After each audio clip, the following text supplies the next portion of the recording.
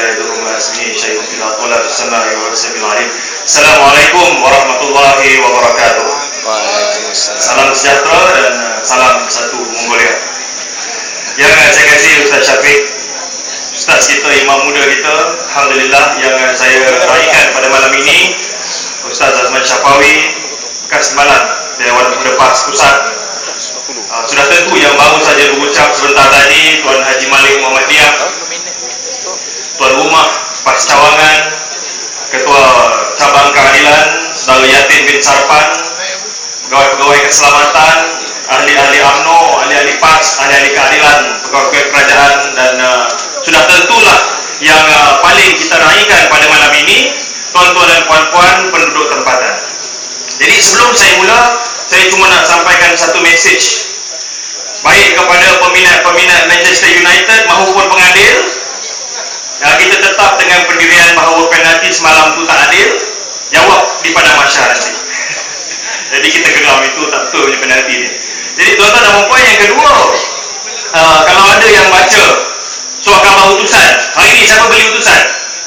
Tak beli. Mungkin pergi kedai kopi tadi ternampak, ya, ibu, dia muka depan, saya tak tahulah edisi Kuala Lumpur, muka depan dia letak Anwar Ibrahim, pemimpin pembangkang, naik jet pribadi. Ada tak kat sini? Dia susah hati, saya tak tahu kenapa, saudara. Datuk Seri Anwar Ibrahim naik kereta sampai Sembrong, cuma kereta dipecah. Dia naik bas, beli bas sampai ke Ledang, bas itu kena balik dengan cat. Sebelum itu kena balik dengan batu. Jadi dia naik jet pun jadi masalah kepada orang UMNO. Saya tak tahu kenapa. Mungkin dia marah sebab dia tak boleh nak balik cat dekat jet tu, tinggi sangat. Jadi sekarang isunya apa di sini? Isunya jet itu, jet sampai naik jet pun jadi isu, betul? Tak ada isu langsung ke? Jet ini siapa punya? Yang dipunyai tuan punya jet itu, Datuk Seri Anwar Ibrahim jelaskan, adalah sahabat beliau, seorang usahawan yang berjaya. Alhamdulillah ada rezeki, dia bagi Datuk Seri Anwar Ibrahim naik. Kerana pada hari itu jadual beliau cukup padat. Kalau saudara perasan, kebelakangan ini perkembangan Pakatan Rakyat, baik keadilan, DAP maupun PAS di Sabah dan Sarawak itu cukup baik. Jadi pada hari itu dia terpaksa ke Labuan, kemudian ke Kota Kinabalu dan Kuching, dan juga Miri. Jadi ada sahabat yang ada kemampuan, yang ada jet pribadi, dia bagi kelonggaran untuk Datuk Seri dan kawan-kawan gunakan jet itu. Jadi masalahnya, mulalah dia buat cerita, bukan orang UMNO sini, orang UMNO tempat lain.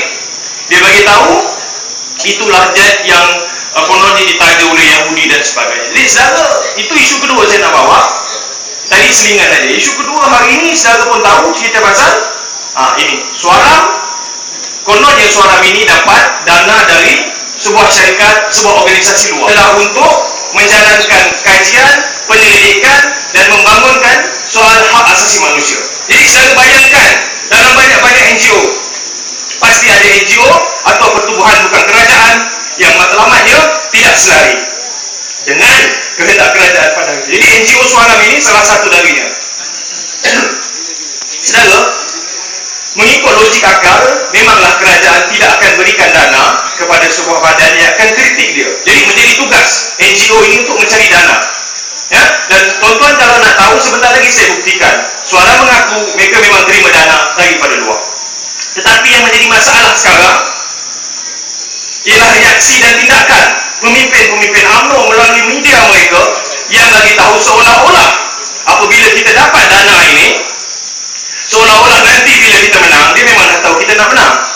Kononnya Anwar Ibrahim akan dikawal oleh orang yang bagi dana ini, iaitu orang Yahudi. Kata dia, seolah-olahnya saudara, kerajaan ini tak pernah terima dana daripada luar. Saudara rasalah kerajaan Malaysia daripada 1958 sampai hari ini, pernah atau tidak kita menerima dana luar? Kita pernah terima dan banyak.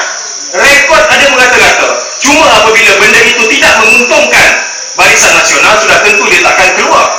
Jadi apabila ada isu ini, sebuah organisasi massa, NGO, ya, namanya Suaram, terima dana daripada syarikat dan persatuan yang ujungnya ada George Soros, yang Dr. Mahathir pada krisis ekonomi Malaysia 98 lagi tahu George Soros ini adalah penyangak mata wang. Saudara, saudara sekarang,